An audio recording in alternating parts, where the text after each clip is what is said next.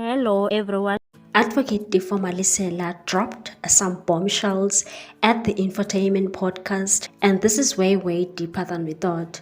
Advocate Difo is currently in prison at Khosi Mampuru, and it's alleged that he was arrested because he doesn't want to drop charges that he laid against SAPS Minister Bekicele and the late investigator to Senzo Mewa's case, Brigadier Gininda. He exposed a lot of shenanigans that are currently happening in the Senzo Mewa murder trial. He spoke about the ruling that was made by Judge Raja Mokgwatleng when he admitted the confessions of accused number 1, Musika Ukhalelwa Sibiya, and accused number 2, Bongani Ntanzi, in the trial within a trial. He said he was taken aback by Rata's ruling because he really trusted Judge Mokgwatleng. He thought he would bring fairness in this case. He's now on the mission to expose corruption in the Senzo Mewa murder trial. He stated that there was a meeting on the 19th and 20th of November 2020, and the meeting was about to sabotage the proceedings of the murder case of Senzo Mewa. The meeting took place in Parliamentary Place in Cape Town. The Minister of the Police, Bekicele, was chairing the meeting, and there were different stakeholders in that meeting. 2 police colonel, Bongani Gininda and Nuki, and they were investigators of Postlora's case 636/10/2014, and Mr. Nati Mncube, the former spokesperson of the NPA and the director of the courts. They were representing the NPA and Minister of Justice Ronald Lamola. On the 20th, Ronald Lamola and Advocate George Baloyi were also present in the meeting on the final day, which was the 20th of November. However, investigators of Postlora's case 375/01/2019, Warrant Officer Mishek Makubo and Colonel Joyce Buthelezi were not invited in that meeting because the meeting was done in secret. Makubo wouldn't have allowed the gathering of the crooks. In that outcome of that meeting, there was an agreement that accused number 1 to 4, Musika Ukhalelwa Sibiya, Bongani Ntanzi, Mthobisi Mncube, and Mthokoziseni Maphisa will be represented by legal aid, each of them, and accused number 5, Fisokuhle Ntuli, will be represented privately by Sibiya attorneys in KwaZulu-Natal. That would be Advocate Zandile Mshololo from Durban. However, Sibiya terminated his mandate on accused number 5 by end of July 2022. But Mshololo continued to represent accused number 5 without instruction from the Sibiya attorneys. In that meeting, that Baloyi will be state prosecutor for Postlora's case 636/10/2014. It was also agreed that accused number 5 will be turned into a state witness and he will plead guilty, as well as incriminating accused number 1 to 4 in the murder of Senzo Mewa. Advocate Mshololo had already agreed on terms and conditions of Advocate Baloyi about using number 5 as a state witness. However, Sibiya attorney wasn't aware that Mshololo will be conniving with the state. Advocate Tifo then told Sibiya about this. That was when Sibiya terminated the services for accused number 5. Mshololo also never told the court that Sibiya attorneys terminated their services and she's there on her own. Advocate Tifo then informed Judge Chifua Maumela that Mr. Sibiya terminated services for accused number 5. State Prosecutor Baloyi and Maumela were not interested for what he was telling them about Mshololo and Sibiya attorneys. He was ignored. He also stated that he did not report that to court due to personal vendetta against Mshololo. He did it for the interest of justice. He then realized that Mshololo is favored by Judge Chifua Maumela and Baloyi. The agreement that was made in the meeting is that accused number 2 and 3, Ntanzi and Mncube, must be found guilty, as it is alleged that there were 2 intruders that invaded Kelly Khumalo's home on 14 October 2014, and each will be given life sentence. The rest of the accused 4 and 5 be given 5 years and be suspended for 5 years. They also agreed that for their plan to succeed, they must find a judge that will be biased against the defense team and favor the state. Lamola and Cele were going to find that presiding officer. Lamola, together with Cele, approached the presidency of the Ramaphosa's office to find the judge. And later, in his own research, Advocate Tifo found out that The first charge was related to the former wife of President Ramaphosa. Obrile Dwaba was approached to make Chifuwa Maumela to be available. On 17 March 2022, accused number 1 to 4 terminated the mandate of legal aid. He then took over number 1 to 4. After coming on board, the mission to sabotage this case happened in that meeting that happened in Cape Town from 19 to 20 November 2020. He also discovered that the judge, after accomplishing this case, will be paid 35 million rand and a promotion to senior judge.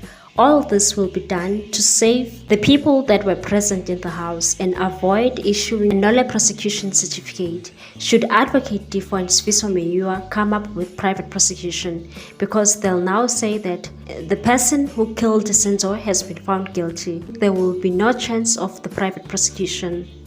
NPA won't issue nolle prosecution certificate. They will say just make an appeal. Number 5, Fiso Ntuli was convicted for 6 lives and 39 years imprisonment for KZN political killings. He was sentenced to 6 lives for political killings in KZN. He was used as a hitman hired by principal politicians, same ANC members, always killing for positions and tenders. Number 5 was arrested by Warrant Officer Makubo for political killings in KwaZulu-Natal. Ntuli shot and killed 3 members of royal family from the late King Zwelithini Gabeguzulu. He also revealed that Advocate Mshololo is the part of the advisory king of royal family, but today he is representing the member who has killed royal members of the family. How dare she represent someone who killed royal family members, yet she is also the advisory team of the royal family. Peggy Cele is also allegedly implicated to those political killings, especially in the royal house.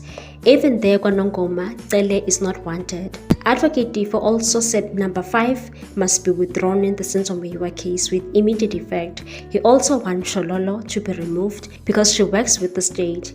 Even from the beginning, people thought that he's jealous of her, and where Fiso Ntuli gets 23,000 rand a day to pay Mshololo. The relationship between Mshololo and Ntuli started in KZN when Mshololo was representing the co-accused of number 5, and the co-accused she represented was shot and killed by the police. Number 5 didn't kill Senzo Meyua. Mshololo just wanted to milk the state's money.